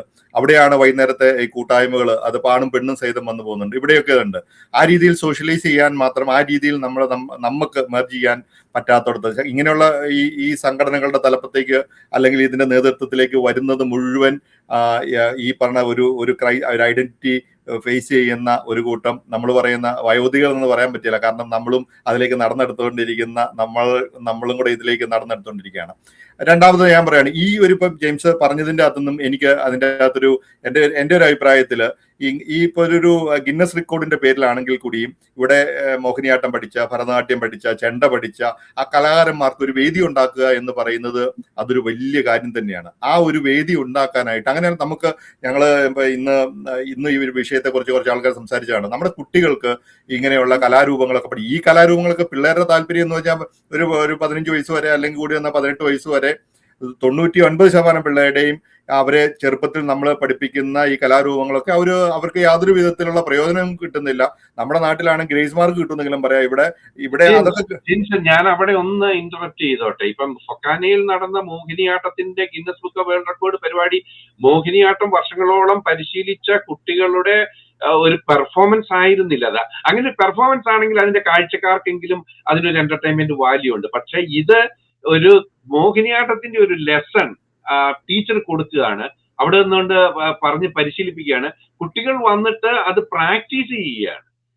അല്ലാതെ മോഹിനിയാട്ടം കലാകാരല്ല, അത് പഠിച്ച് എക്സൽ ചെയ്ത കുട്ടികളുടെ ഒരു പെർഫോമൻസ് ആയിരുന്നില്ല. അല്ല ജെയിംസ്, ആ ഒരു കാര്യം അത് തന്നെയാണ് ഞാൻ പറഞ്ഞത്. എൻ്റെ ഒരു അഭിപ്രായത്തിൽ ഞാനത് നിങ്ങൾ പറയുന്ന നമ്മൾക്ക് പല പെർസ്പെക്റ്റീവിലാണല്ലോ നമ്മൾ കാര്യങ്ങളെ കാണുന്നത്. Something is better than nothing എന്നുള്ള ഒരു അഭിപ്രായത്തിലാണ് ഞാനിത് പറയുന്നത്. ഞാൻ പറയണം, ഞാൻ ആദ്യം ഇംഗ്ലണ്ടിലാണ് വന്ന് സെറ്റിലാണ്. ഞങ്ങളുടെ ഒരു ആദ്യത്തെ സമയത്ത് നമ്മളൊരു സംഘടന തുടങ്ങി നമ്മുടെ ഈ കൾച്ചർ പ്രൊമോട്ട് ചെയ്യണം, അല്ലെ നമ്മുടെ ഈ ഇതൊക്കെ കൊണ്ടുപോകണം. ആദ്യകാലങ്ങളിലൊക്കെ നമുക്ക് വളരെ തീവ്രമായ ആഗ്രഹം ഉണ്ടാവുമല്ലോ. അപ്പൊ ഈ തിരുവാതിര കളിക്കാനായിട്ട് 10 പെണ്ണുങ്ങളെ അണിനിരത്താനായിട്ട് നമ്മൾ അവരെ കണ്ടുപിടിച്ച് കഴിയുമ്പോൾ അവർക്ക് നമ്മൾ അടിപ്പാവാട തൊട്ട് അവർക്ക് വേണ്ട എല്ലാ തുണികളും, അപ്പൊ നമ്മളൊരു വടംവലി മത്സരം നടന്നു, വടം തൊട്ട് നാട്ടിൽ നിന്ന് നമ്മൾ കൊണ്ടുവരേണ്ടി വരുന്നു. അതിനൊക്കെ ഒരു പെയിൻ നമുക്കറിയാലോ. നമുക്ക് അതിനകത്തുള്ള ഒരു സംഘടനയെ നമ്മൾ നടത്തിക്കൊണ്ട് പോകുമ്പോൾ അതിനകത്ത് വരുന്ന അതിന്റെ സംഘടനത്തിൽ വരുന്ന കുറെ ആൾക്കാർക്ക് ഉണ്ടാകുന്ന ബുദ്ധിമുട്ടുകൾ നമുക്ക് പറയാൻ പറ്റിയല്ല. അമേരിക്കയിലുള്ള ആൾക്കാർക്ക് പൊതുവേ പണം ഉണ്ട്, അല്ലാതെ ഇതൊന്നും അല്ലാതെ നമ്മൾ എന്ത് ചെയ്യാനാണ്? ആ ഒരു ചോദ്യമാണ് ഞാൻ പറഞ്ഞത്. നമ്മൾ ഇപ്പൊ ജെയിംസിനറിയാം, നമ്മുടെ കുട്ടികൾ പഠിക്കാൻ പോയി കഴിഞ്ഞാൽ നമ്മുടെ ഒരു തലമുറ അവരെന്താണ് ചെയ്യാൻ പറ്റുന്നത്? അവർക്ക് നമ്മുടെ ജോലി കഴിഞ്ഞ് റിട്ടയർമെന്റ് ആയി കഴിഞ്ഞാൽ പിന്നെ നമുക്ക് എന്താണ് ചെയ്യാൻ പറ്റുന്നത്? കൈയും കാലും നേരെപാടിന് നടക്കാൻ പറ്റാത്ത സമയത്ത്, നേരെപാടിന് നല്ല ഭക്ഷണം കഴിക്കാൻ പറ്റാത്ത സമയത്ത് റിട്ടയർ ആയി ആവശ്യക്കുള്ള പൈസ വന്നു കഴിയുമ്പോൾ പിന്നെ നമ്മൾ പിന്നെ യാത്ര ചെയ്യാൻ തുടങ്ങും. അതുവരെ മലയാളികൾ യാത്ര ചെയ്യാറില്ല. മലയാളികൾ ഇപ്പം നിങ്ങൾ പറഞ്ഞ പോലെ ഒരു കൂട്ടായ്മ ഉണ്ടാക്കാനോ വൈകുന്നേരം കള്ളു കുടിക്കാനോ അങ്ങനെയൊന്ന് കൂടാനായിട്ടാണെങ്കിൽ മാത്രം, ഈ പേര് പറഞ്ഞാൽ മാത്രം വീടിന് പുറത്തേക്ക് പോകുന്ന ഭർത്താക്കന്മാരുണ്ട്, അല്ലെങ്കിൽ കുടുംബസഹിതം അങ്ങനെ പോകുന്ന ആൾക്കാരുണ്ട്. അതൊന്നും ഇല്ലാന്ന് നമുക്ക് പറയാൻ പറ്റില്ല. ഇതല്ലെങ്കിൽ നമുക്ക് എന്ത് ചെയ്യാൻ പറ്റും എന്നുള്ള ചോദ്യത്തിനകത്ത് ഇങ്ങനെ ഒരു സംവിധാനം വരുന്നത് കൊണ്ടോ നമ്മുടെ ഒരു പ്രത്യേകിച്ച് മലയാളികളുടെ ഒരു രാഷ്ട്രീയ ബോധവും അല്ലെങ്കിൽ ഒരു സംഘടനാ പാഠവും കൂടിയാണ് ഈ നിരവധി സംഘടനകൾ ഇവിടെ വരുന്നത്. അത് നമ്മുടെ ഈ ഒരു വിഷയമായിട്ട് ബന്ധപ്പെട്ട കാര്യമല്ല. പക്ഷെ ഈ ഫൊക്കാനയായിട്ടോ ഫോമയായിട്ടോ അല്ലെങ്കിൽ 4 പീസായി പോയത് വേൾഡ് മലയാളി കൗൺസിലായിട്ടോ വേൾഡ് മലയാളി ഫെഡറേഷനായിട്ടോ കുറേയധികം സംഘടനകളുണ്ട്. ഇതിൻ്റെ അകത്ത് വേറൊരു കാര്യങ്ങൾ കൂടിയുണ്ട്. എത്രയോ കലാകാരർ, ഇപ്പൊ നമ്മൾ നവ്യ നായരുടെ ഇവിടെ വന്നിട്ടുള്ള അവരുടെ ആ ഒരു കാര്യം, ഞാനതിനെ കുറച്ചുകൂടെ ഒരു പോസിറ്റീവായിട്ട് അവരുടെ പ്രസംഗത്തെ നമുക്ക് വേറൊരു ആംഗിൾ എടുക്കാം. അവരെ കൊണ്ടുവന്ന് സ്പോൺസർ ചെയ്ത ആൾക്കാരെ അവര് എന്നാ പറയണേ, അവരെ ഒന്ന് സപ്പോർട്ട് ചെയ്യാനായിട്ട് അവരൊരു നെഗറ്റീവ് കഥ പറഞ്ഞിട്ട് ഈ സംഘാടകർ എന്നോട് ഇങ്ങനെ ചെയ്തില്ല എന്ന് പറയാൻ വേണ്ടി പറഞ്ഞ കാര്യം നമ്മൾ അമേരിക്കൻ മലയാളികൾക്ക് മനസ്സിലായതിന്റെ അകത്തൊരു കുഴപ്പം കൂടെ ഉണ്ടെന്നുള്ളതാണ് ഞാൻ മനസ്സിലാക്കുന്നത്. അമേരിക്കയിലെ കൾച്ചർ നമ്മൾ ഇപ്പൊ ഈ നാടോടുമ്പോൾ നടുവേ ഓടുക, അല്ലെങ്കിൽ പാമ്പിനെ ചില്ലെന്ന് നാട്ടിൽ ചെന്നാൽ നടുമുറി തിന്നുക എന്ന് നമ്മൾ കാരണന്മാര് പറഞ്ഞ പോലെ അമേരിക്കയിൽ വന്നു കഴിയുമ്പോൾ എന്ത് ചെയ്യണം, എങ്ങനെ ചെയ്യണമെന്ന് അവർക്ക് ഒരു ക്ലാസ് കൊടുത്തിട്ട് വരിക. എത്രയോ നാട്ടിലുള്ള ആൾക്കാർക്ക് ഇവിടെ വന്നു പോകാനുള്ള ഒരു അവസരമാണ്. നമ്മൾ പറയാം, ഇപ്പൊ അമേരിക്കയ്ക്ക് ഒരു 10 വർഷത്തെ ഒരു മൾട്ടിപ്ലനറി വിസ അടിച്ച് കിട്ടുക എന്ന് പറയുന്നത് നിസ്സാര കാര്യമൊന്നുമല്ല. അതിനുവേണ്ടി ഗുജറാത്തികളും പഞ്ചാബികളും 50 ലക്ഷവും 1 കോടിയും മുടക്കിയിട്ടുണ്ട് ഈ 10 വർഷത്തെ ഒരു മൾട്ടിപ്ലനറി കിട്ടാനായിട്ട്. അപ്പൊ ഇങ്ങനെയുള്ള സംഘടനകൾ ഉണ്ടതുകൊണ്ടാണ് നമുക്ക് നമ്മുടെ നാട്ടിൽ നിന്ന് ഇതൊരു കൾച്ചറൽ ഇന്റഗ്രേഷൻ നടക്കുന്ന സമയത്ത് ഈ കൾച്ചറിന്റെ ഭാഗമായിട്ട് ഇങ്ങനെയെങ്കിലും നമ്മുടെ കുട്ടികൾ നമ്മുടെ റൂട്ട്സ് കുറച്ചൊക്കെ അവരുടെ ഉള്ളിലേക്ക് എത്തണമെങ്കിൽ ഇങ്ങനെയുള്ള സംഘടനകൾ ആവശ്യമുണ്ട്. പക്ഷെ ഈ പ്രശ്നത്തില് ഇതിന്റെ അകത്ത് നമ്മളിപ്പോ ഈ ഫൊക്കാനയുടെ പ്രത്യേക കോൺഫറൻസുമായിട്ട് ബന്ധപ്പെട്ട ഒരു ടോപ്പിക് ആയതുകൊണ്ട് മാത്രം പറയുന്നതാണ്. അതിന്റെ അകത്ത് നടന്ന ചില പ്രശ്നങ്ങള്, ചില കള്ളക്കളികള്, അല്ലെങ്കിൽ ചില താല്പര്യങ്ങള് ഒക്കെ നമുക്ക് എടുത്തു പറയേണ്ടതാണ്. അത് ഇവരുടെ ഒരു പരിമിതിയുണ്ട്. നമ്മളിപ്പോ പറയാണ്, ഇപ്പൊ ഈ ഞാൻ പറഞ്ഞില്ലേ, ആൾക്കാര് ഞങ്ങൾ ഇതിന് കേസുവിന് പോകും എന്നൊക്കെ അത്രമാത്രം ഒരു നിരാശഭാവത്തിൽ പറയുന്ന അവരുടെ ഒരു വേദനയെ നമുക്ക് പറയാതിരിക്കാൻ പറ്റില്ല. നമുക്കൊരു കാര്യം നടപ്പിലാക്കി എടുക്കാനായിട്ട് നമ്മൾ ഈ ഫേക്ക് ആയിട്ടുള്ള ഓഫേഴ്സ് കൊടുത്ത് ആൾക്കാരെ പങ്കെടുപ്പിക്കുന്നതിന്റെ ഒരു അനൗചിത്യവും ഇതിന്റെ അകത്ത് നമുക്ക് പറയാതിരിക്കാൻ വയ്യ. അതാണ് നമ്മൾ പറഞ്ഞതിന്റെ ഒരു പ്രധാനപ്പെട്ട പോയിന്റ്. നമ്മളിപ്പോ പറയാ, ഈ കുറ്റങ്ങൾ അല്ലെങ്കിൽ വിമർശനങ്ങൾ, സംഭവിച്ച വീഴ്ചകൾ നമ്മൾ അനാലിസിസ് ചെയ്തില്ലെങ്കിൽ അടുത്ത വരുന്ന ഭാരവാഹികൾക്ക് ഇത് നല്ല പരിപാടിയായിട്ട് നടത്തിക്കൊണ്ട് പോരാൻ പറ്റില്ല. അമേരിക്ക USA എന്ന് പറഞ്ഞു കഴിഞ്ഞാൽ യു ക്യാൻ സു എനിവൺ നിങ്ങളുടെ ഒരു ചെല്ലുണ്ടല്ലോ. അല്ല, ഞാനിവിടെ ഇപ്പം ജിൻസ് മറ്റേ നവ്യ നായരുടെ ഫൊക്കാന കൺവെൻഷനിലെ നവ്യ നായരുടെ കാര്യം പറഞ്ഞതുകൊണ്ട് പറയാം, ഞാൻ അവരെ കുറ്റപ്പെടുത്തുന്നില്ല. അവരുടെ നിലപാടുകളെയോ അവർ പറഞ്ഞ കാര്യങ്ങളെയോ, ഇപ്പൊ അവര് അതിന്റെ 2 മണിക്കൂറിലേറെ കോസ്റ്റ്യൂം ധരിച്ച് ഇരിക്കേണ്ടി വന്നതിന്റെ കൂടുതൽ അവർക്കൊരിക്കലും ഇരിക്കേണ്ടി വരുന്നില്ല. അപ്പം ആ ഇരിക്കേണ്ടി വന്നതിന്റെ ലേറ്റ് ആയതിന്റെ ഫ്രസ്ട്രേഷൻ ആണ് അവർ പറഞ്ഞത്. അക്കാര്യത്തിൽ അവരെ കുറ്റപ്പെടുത്താൻ പറ്റില്ല. രണ്ടാമത്തെ കാര്യം, അവർ ചെയ്ത ഒരു ഡിമാൻഡ് ബാങ്കറ്റ് ഡിന്നർ ആയിരുന്നെങ്കിലും അപ്പോഴാണ് അവര് പെർഫോം ചെയ്യുന്നതെങ്കിലും ഞാൻ പെർഫോം ചെയ്യുമ്പോൾ ഭക്ഷണം കൊടുക്കാൻ പാടില്ല, ഭക്ഷണം കഴിക്കുന്നവരുടെ മുമ്പിൽ ഇരുന്നുകൊണ്ട് ഞാൻ നൃത്തം ചെയ്യില്ല എന്നാണ് അവർ പറഞ്ഞത്. ഞാൻ അതിനും അവരെ കുറ്റം പറയില്ല. കാരണം ഈ 2 കാര്യങ്ങളിലും ഞാൻ അവരെ കുറ്റം പറയില്ല. കാരണം പൊതുവെ ഏത് കലാകാരന്മാരാണെങ്കിലും അവരവരുടെ പെർഫോം ചെയ്യുന്ന സമയത്ത് ആളുകൾ വർത്താനം പറഞ്ഞുകൊണ്ട് ഭക്ഷണം കഴിച്ചുകൊണ്ടിരിക്കുകയും അവരെ അറ്റൻഡ് ചെയ്യുകയും ചെയ്യുന്നില്ല എങ്കിൽ അവർക്കതൊരു ഇൻസൾട്ട് ആയിട്ട് തോന്നിയെന്ന് വരാം. പക്ഷെ ഇവിടെ ഒരു പ്ലാനിങ്ങിൽ ഞാൻ ഫൊക്കാനയുടെ ഭാരവാഹികൾ ഇതിന്റെ പരിപാടി പ്ലാൻ ചെയ്തപ്പോൾ വന്ന ഒരു അപാകതയായിട്ട് എനിക്ക് തോന്നുന്നത്, ഒരിക്കലും ഒരു ബാങ്കറ്റ് ഡിന്നറിന് പറ്റിയ ഒരു ബാങ്കറ്റ് ഡിന്നർ നടക്കുമ്പോൾ സ്റ്റേജിൽ ചെയ്യാൻ പറ്റുന്ന ഒരു സംഭവമായിരുന്നോ ഭരതനാട്യം എന്നൊരു ചോദ്യമുണ്ട്. പൊതുവെ ബാങ്കറ്റ് ഒക്കെ നടക്കുമ്പം അവിടെ എന്തെങ്കിലും കോമഡി ഷോ ആണെങ്കിൽ ആളുകൾക്ക് വർത്താനം പറഞ്ഞുകൊണ്ട് അത് ശ്രദ്ധിക്കാം, അല്ലെങ്കിൽ പാട്ടാണെങ്കിലും കുഴപ്പമില്ല. പിന്നെ ഭാരവാഹികളുടെ അവരുടെ പ്രസംഗവും കാര്യങ്ങളും ഒക്കെ ഉണ്ടാവുമല്ലോ, എന്തെങ്കിലുമൊക്കെ സമ്മാനദാനങ്ങളോ അല്ലെങ്കിൽ പരസ്പരം അപ്രീഷിയേറ്റ് ചെയ്യുന്ന പരിപാടികളോ ഒക്കെ ഉണ്ട്. ആ ചടങ്ങുകളൊക്കെ നടന്നുകൊണ്ടാണ് എല്ലാ കാലത്തും, ഇപ്പൊ ഞാൻ പറഞ്ഞു ഞാൻ 7ാമത്തെ പങ്കെടുക്കുന്ന ഫൊക്കാനയായിരുന്നു. പൊതുവെ എല്ലാ ഫൊക്കാനകളിലും കണ്ടിരിക്കുന്ന ഒരു 6 മണിയാകുമ്പോഴത്തേനും ബാങ്കറ്റ് ഡിന്നർ ആരംഭിക്കും. നല്ല രീതിയിൽ കൂടി ബാങ്കറ്റ് എന്ന് പറഞ്ഞാൽ തന്നെ എന്നാണ് ഫോർമലായിട്ട് നമ്മൾ ഇരിക്കുന്നിടത്ത് നമ്മള് കോഴ്സ് ഡിന്നർ സെർവ് ചെയ്യുന്ന ഒരു സംഭവമാണ്.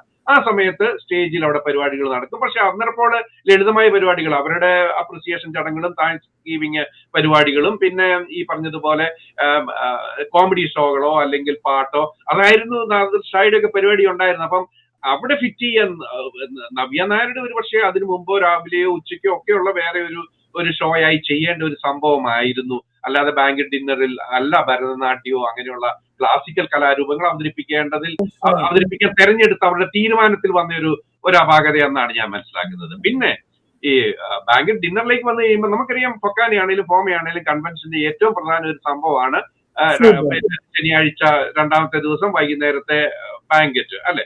അപ്പം അവിടെ ഒരു നല്ല ഫുഡൊക്കെ ആൾക്കാരെല്ലാവരും, ആണുങ്ങളൊക്കെ ആണെങ്കിലും കോട്ടും സ്യൂട്ടും ഒക്കെ ധരിച്ച് എല്ലാവരും നല്ല വസ്ത്രങ്ങളൊക്കെ ധരിച്ച് അവിടെ വന്നിരുന്ന് കഴിക്കുന്ന ഒരു സംഭവമാണ്.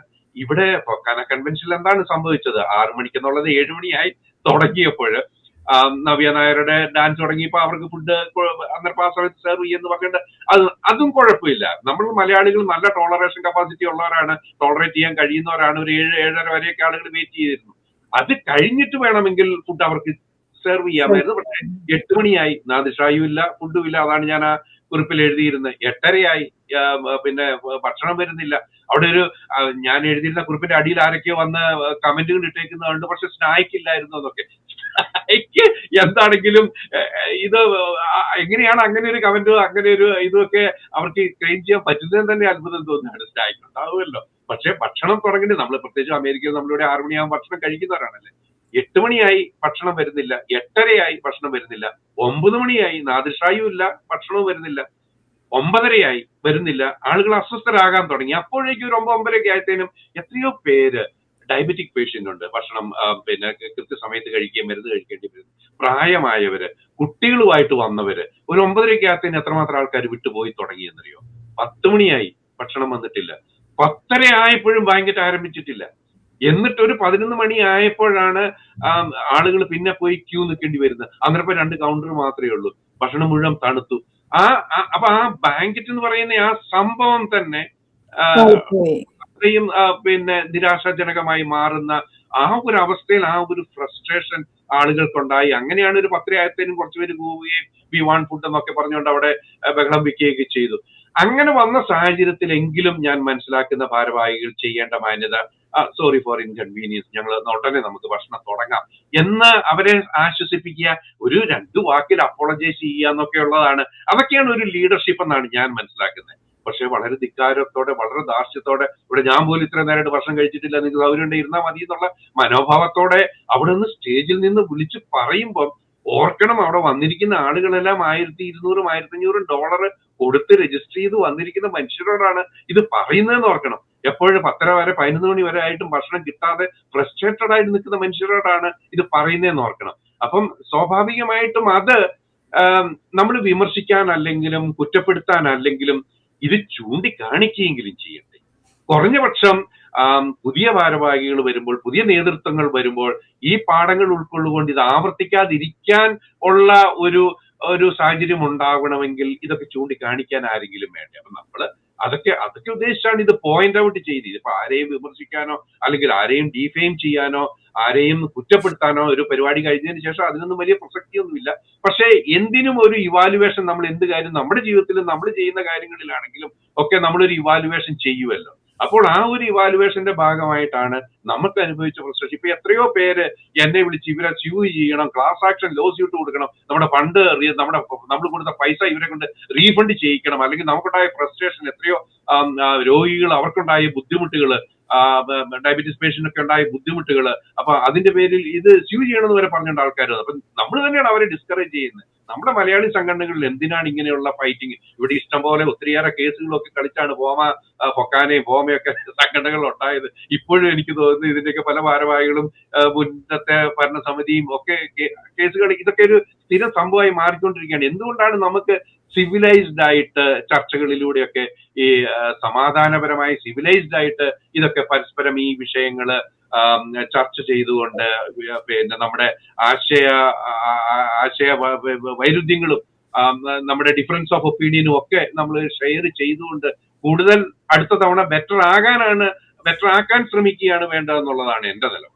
അപ്പൊ ഈ ബെറ്റർ ആകാൻ വേണ്ടി നമ്മൾ ശ്രമിക്കുന്ന കൂട്ടത്തിൽ തന്നെ ഞാൻ വേറെ ഒരു വിമർശനം കേട്ടിട്ടുണ്ടായിരുന്നു. അതായത് ഇപ്പൊ ജെയിംസ് ചേട്ടൻ പറഞ്ഞു ഇങ്ങനെ നമ്മൾ കാര്യങ്ങളൊക്കെ നമ്മൾ തുറന്ന് സംസാരിച്ച് ചർച്ച ചെയ്ത് ബെറ്റർ ആകാൻ ശ്രമിക്കണമെന്നുള്ളത്. വേറൊരു വിമർശനം ഞാൻ കേട്ടായിരുന്നു, കാശ് കൊടുത്തുകൊണ്ട് ഈ കാര്യങ്ങളൊന്നും പുറത്തറിയിക്കാതിരിക്കാൻ മീഡിയയെ കയ്യിലെടുത്തു എന്നുള്ളത്.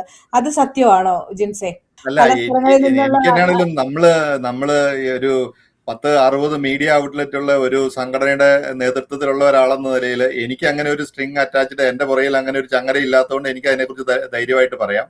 കാരണം നമ്മള് ഒരു ഗ്രൂപ്പ്, പിന്നെ അത് മലയാളികൾ മാത്രമുള്ളതാണ്. നമ്മൾ പറയുമ്പോൾ ഇന്ത്യയിലെ എല്ലാ സംസ്ഥാനങ്ങളിൽ നിന്നുള്ള ആൾക്കാർ നമ്മുടെ സംഘടനയിൽ ഭാഗവാക്കുകളുടെ മീഡിയ ഓർഗനൈസേഷൻ ഭാഗമായിട്ട് നിൽക്കുന്നുണ്ടായിരിക്കും.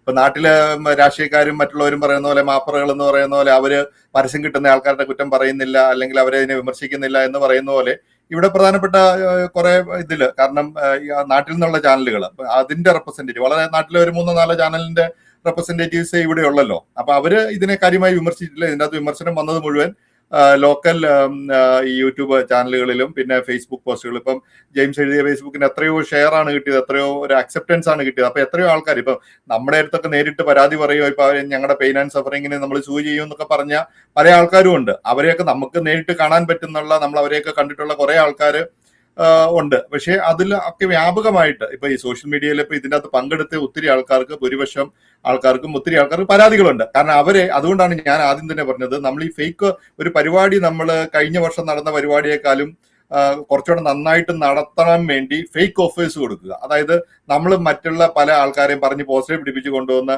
അവരുടെ സമയത്തിനും വിലയ്ക്കും പൈസയ്ക്കും ഒന്നും ഒരു വാല്യൂ ഇല്ലാതെ കൊണ്ടുപോയി പരിപാടി നടത്തും. ഇപ്പം ജെയിംസ് പറഞ്ഞ ബാങ്കറ്റ് എന്ന് പറഞ്ഞു കഴിഞ്ഞാൽ ജെയിംസ് അതിന് ബാങ്കറ്റ് എന്നല്ല, അതിന് ബുഫേ സർവീസ് എന്നല്ലേ നമ്മൾ പറയണത്. ഇത് മാത്രമല്ല, എല്ലാ സംഘടനകളും ഗാല, ഡിന്നർ, ബാങ്കറ്റ് എന്നൊക്കെ പറയാം. അതിന്റെ മീനിങ് പോലും ഒന്ന് ഗൂഗിൾ ചെയ്ത് നോക്കിയിട്ട് അതനുസരിച്ച് ഒരു പരിപാടി നടത്തണ്ടേ. ഒരു ആപ്പിറ്റൈസറും മേശപ്പുറത്ത് 2 വെജിറ്റബിൾ സാലഡും എന്ന് 2 സാധനങ്ങൾ വെച്ചു. അത് കഴിഞ്ഞിട്ട് അടുത്തത് നിങ്ങൾക്ക് സൗകര്യം ഉണ്ടെങ്കിൽ 2500 പേർക്ക് ഒന്ന് ആലോചിച്ച് നോക്കുക. 2000-2500 പേർക്ക് ഒരു 2 ടേബിളിൽ ഒരു 5-6 ബുഫേ സെറ്റപ്പിൽ നിന്ന് ഫുഡ് എടുക്കുക എന്ന് പറഞ്ഞാൽ പ്രായോഗികമാണോ, പ്രാക്ടിക്കലാണോ? അപ്പൊ അത് കൃത്യമായിട്ട് പറയാം. ഇപ്പൊ ഞാൻ അവിടെ 3 ദിവസം കോൺഫറൻസിൽ ഉണ്ടായിരുന്ന ഒരാളാണ്. അവിടെ നടന്ന ഒരു 10-12 മീലോ 15 മീലിന് അങ്ങനെ ഒരു കൂപ്പൺ തന്നിരുന്നു.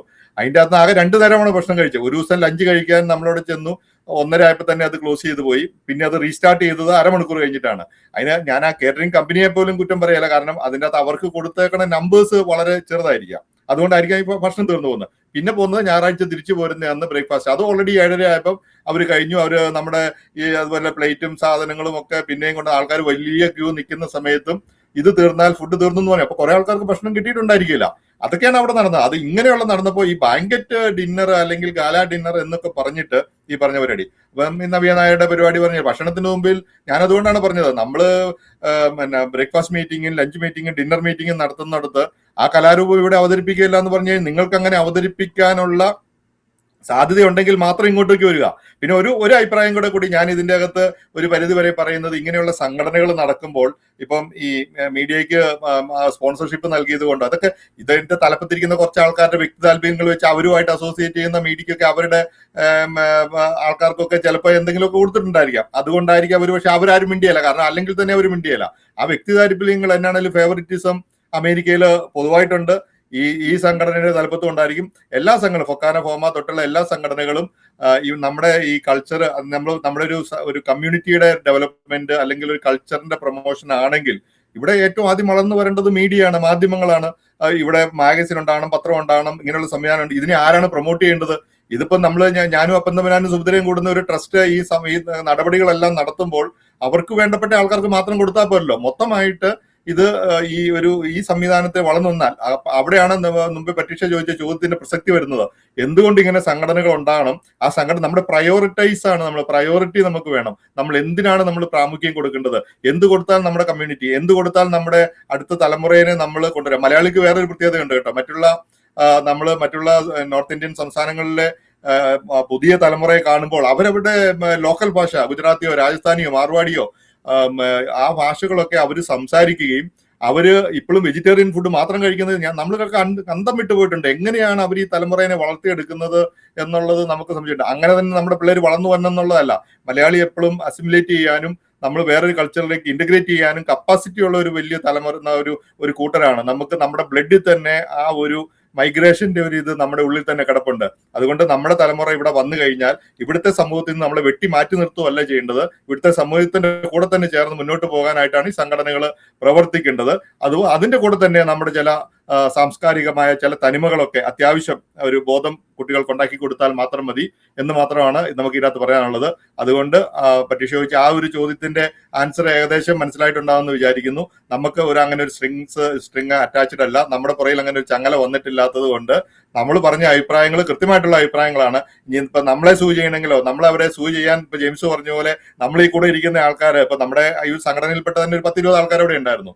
ആ ഉള്ള ആൾക്കാർ തന്നെ പല മീഡിയകളെ റെപ്രസെന്റ് ചെയ്യുന്നവരുമായിരുന്നു. അപ്പൊ നമ്മളൊക്കെ തന്നെ ആൾക്കാരെ നിരുത്സാഹപ്പെടുത്തുകയാണ് ചെയ്തത്. കാരണം നമ്മളിങ്ങനെ സംഘടനകൾ മുന്നോട്ട് പോകണം, ഇങ്ങനെയുള്ള നമ്മുടെ തലമുറയ്ക്ക് ഇത് പ്രയോജനമാകണമെന്ന് ആഗ്രഹിക്കുന്ന കുറച്ച് ആൾക്കാരായതുകൊണ്ടാണ് ജെയിംസും ഞാനും ഒക്കെ ഈ പറഞ്ഞ പരിപാടികളിൽ ഇങ്ങനെ അഭിപ്രായം പറഞ്ഞ ആൾക്കാർ. അവര് ഈ പറഞ്ഞ പോലെ 2,500-3,000 പേര് അവിടെ ഇരിക്കുന്നിടത്ത് ആരും ഇതൊന്നും ചെയ്യാൻ നമുക്ക് ഇവരെ എല്ലാം സ്റ്റോപ്പ് ചെയ്യാമെന്നൊന്നും നമ്മൾ വിചാരിക്കുന്നില്ല. എങ്കിലും അങ്ങനെ ഒരു കാര്യമല്ല. ഇതിനെ ഒരു പോസിറ്റീവായിട്ടുള്ള രീതിയിൽ പോകട്ടെ, വിമർശനങ്ങളെ അത് അർഹിക്കുന്ന രീതിയിൽ അവരെടുക്കുക. ഇപ്പൊ എന്റെ പ്രസംഗം കേൾക്കാൻ സൗകര്യമില്ല, നീയൊക്കെ ഇറങ്ങി പൊക്കോട എന്ന് കാശ് കൊടുത്ത് ഭക്ഷണം കഴിക്കാൻ വന്നിരിക്കുന്നവനോട് പറയുന്നതിനോടുള്ള എതിർപ്പ് മാത്രമേ നമുക്ക് ഇതിന്റെ കാര്യത്തിൽ പറയാനുള്ളൂ. എന്തായാലും വലിപ്പമാണോ ഒരു കൺവെൻഷന്റെ വിജയം തീരുമാനിക്കുന്നത്, അതോ പങ്കെടുക്കുന്ന ഒരാൾക്ക് അവർക്ക് ലഭിക്കുന്ന ഒരു അനുഭവമാണോ ഓരോ കൺവെൻഷന്റെയും വിജയം തീരുമാനിക്കുന്നതെന്ന് അത് നടത്തിക്കുന്നവരും അതിന്റെ സംഘാടകരുമാണ് തീരുമാനിക്കേണ്ടത്. ഇപ്പൊ നമ്മൾ നോക്കുമ്പോഴത്തേന് ഇവിടെ ഈ അമേരിക്കയിൽ നടക്കുന്ന ഓരോ കൺവെൻഷനും തന്നെ രജിസ്ട്രേഷൻ ഫീസ് എന്നതുണ്ട്. അത് പിന്നെ ഓരോ സംഘടനയുടെയും പിന്നെ ഇതനുസരിച്ച് ആ രജിസ്ട്രേഷൻ ഫീസിന് വ്യത്യാസം വരാറുണ്ട്. ഇനി മലയാളി സംഘടനകളുടെ കൺവെൻഷനുകളൊക്കെ ആഘോഷമാക്കേണ്ടത് ആവശ്യമാണ്. ഇപ്പൊ ജിൻസ്മോൻ പറഞ്ഞതും ജെയിംസ് ചേട്ടൻ പറഞ്ഞതും അനുസരിച്ച് അത് ആവശ്യമുള്ള കാര്യം തന്നെയാണ്. മലയാളികൾ അത് ആഗ്രഹിക്കുന്നുണ്ട്. അതിനുവേണ്ടി തന്നെയാണ് ഈ പൈസ മുടക്കി രജിസ്റ്റർ ചെയ്തിട്ട് എല്ലാവരും ഓരോ സ്റ്റേറ്റിലേക്കും സിറ്റിയിലേക്കും ഒക്കെ ട്രാവൽ ചെയ്ത് പോകുന്നത്. ഈ കൺവെൻഷനുകളുടെ ആഘോഷങ്ങൾ ആവശ്യമാണോ എന്നുള്ളതും അത് ഇനി വരും വർഷങ്ങളിലും ഇങ്ങനൊരു കൺവെൻഷൻ നടക്കുമ്പോൾ മലയാളികൾ വീണ്ടും രജിസ്റ്റർ ചെയ്യാനായിട്ടുള്ള ഒരു മനസ്സ് അവർക്ക് കൊണ്ടുവരാൻ വേണ്ടിയിട്ട് അവരെ ഉത്സാഹിപ്പിക്കാൻ വേണ്ടിയിട്ട് ഈ കൺവെൻഷനുകളാണ് തീരുമാനിക്കേണ്ടത്. ഈ കൺവെൻഷനുകൾ നടത്തിപ്പിക്കുന്ന അതിന്റെ സംഘാടകരാണ് അത് തീരുമാനം എടുക്കേണ്ടത്. അതാണ് ഞാൻ വീണ്ടും കൂടെ ഒരിക്കൽ കൂടി പറയുന്നു, ഈ കൺവെൻഷന്റെ വിജയം എന്ന് തീരുമാനിക്കുന്നത് അതിന്റെ വലിപ്പമാണോ അതോ അവിടെ വന്ന് അതിൽ സംബന്ധിക്കുന്ന ഓരോ വ്യക്തികളുടെയും അവർക്ക് ലഭിക്കുന്ന അനുഭവമാണോ അതിന്റെ വിജയം എന്ന് തീരുമാനിക്കേണ്ടത് സംഘാടകരാണ്. ഇന്നത്തെ ചർച്ച നമ്മൾ ആരെയും വേദനിപ്പിക്കാനോ വിഷമിപ്പിക്കാനോ അല്ല. നമുക്ക് അവിടെ നിന്ന് ഓരോരുത്തരിൽ നിന്ന് ലഭിച്ച അറിവുകൾ, നമ്മൾക്ക് പേഴ്സണലായിട്ട് ലഭിച്ച അനുഭവങ്ങൾ, അതെല്ലാം നമ്മൾ ജെയിംസ് ചേട്ടൻ പറഞ്ഞതുപോലെ നമ്മൾ ഓപ്പൺ ചർച്ചയ്ക്ക് വെച്ചിട്ട് ഇനി അടുത്തൊരു ഒരു കൺവെൻഷൻ വരുമ്പോഴത്തേനും ഇതിൽ നിന്നൊരു കൺസ്ട്രക്റ്റീവ് ഫീഡ്ബാക്ക് എന്ന് പറയുന്നത് പോലെ അത് എടുത്തുകൊണ്ട് വരാതിരിക്കാൻ വേണ്ടി ശ്രമിക്കാനുള്ള ഒരു ചർച്ച മാത്രമാണ് ഇതെന്ന് പറഞ്ഞുകൊണ്ട് നമ്മളിവിടെ നിർത്തുന്നു. ചർച്ചയിൽ പങ്കെടുത്ത ജെയിംസ് ചേട്ടനും ജിൻസുമോനും നന്ദി പറഞ്ഞുകൊണ്ട് നിർത്തുന്നു. നന്ദി, നമസ്കാരം. നാട്ടിലെ കാര്യങ്ങളോട് പ്രയാസപ്പെടുന്നുണ്ടോ? വിഷമിക്കണ്ട. ഒരു പ്രവാസിയുടെ നാട്ടിലേക്ക് വേണ്ട എല്ലാ കാര്യങ്ങളും സാംസി ചെയ്തു തരും. Car rental, driver assistance, airport pickup and drop, air ticketing, visa assistance, notary attestation, Aadhaar card and PAN card application, driving licence renewal, property tax payment, basic land tax payment, property fencing, property documents clearing, birth and death certificate registration, money transferring, അങ്ങനെ നിങ്ങൾക്ക് വേണ്ടുന്നതെല്ലാം. നിങ്ങളുടെ ആവശ്യം അതെന്തുമാകട്ടെ, ഞങ്ങളുടെ 24x7 customer കെയറിൽ വിളിക്കുക. samsi360.com, പ്രവാസികളുടെ സുഹൃത്ത്. ഇനി ടെൻഷനോട് ഗുഡ് ബൈ.